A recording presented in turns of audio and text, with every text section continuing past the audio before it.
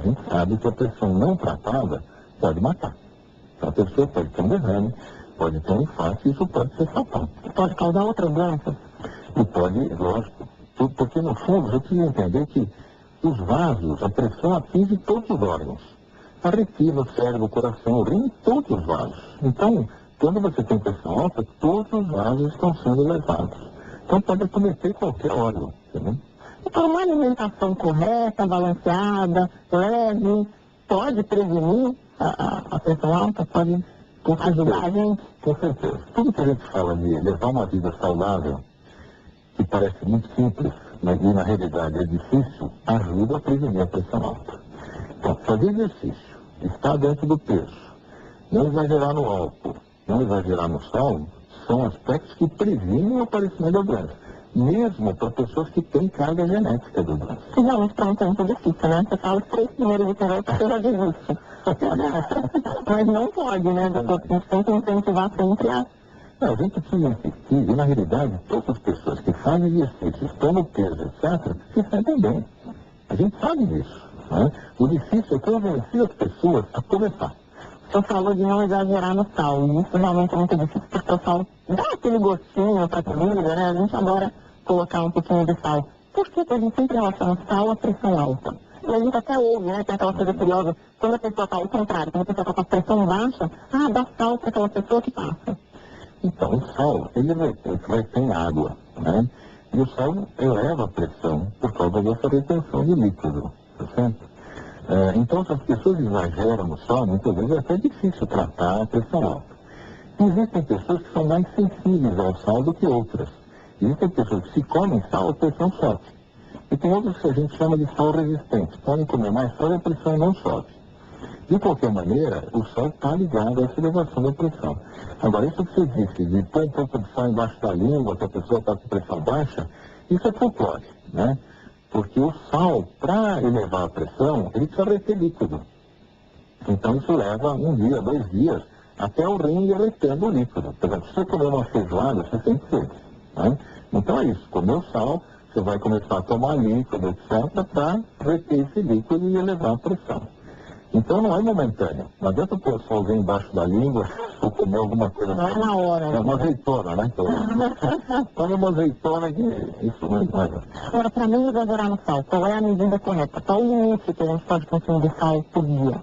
Então, o ideal é que se coma até 6 gramas de sal por dia.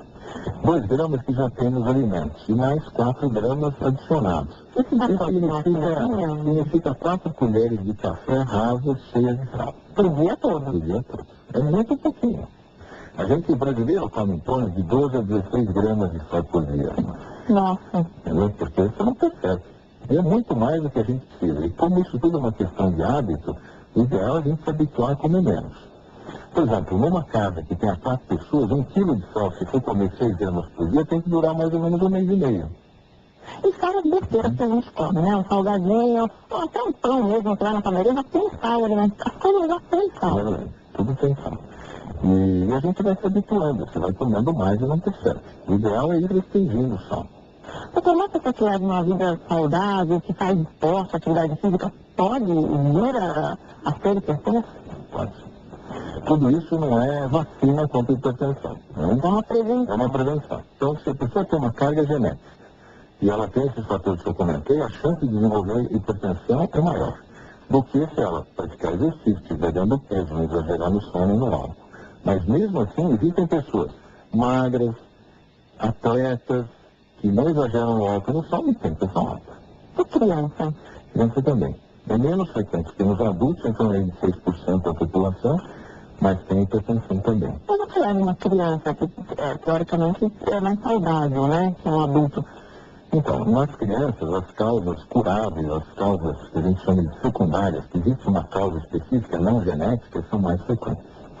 Então, muitas das crianças ou têm doença renal, ou têm algum outro problema que pode levar à pressão alta. Olha, doutor, vamos supor, hoje eu vou no consultório do médico, meço minha pressão, hoje eu estou com pressão alta.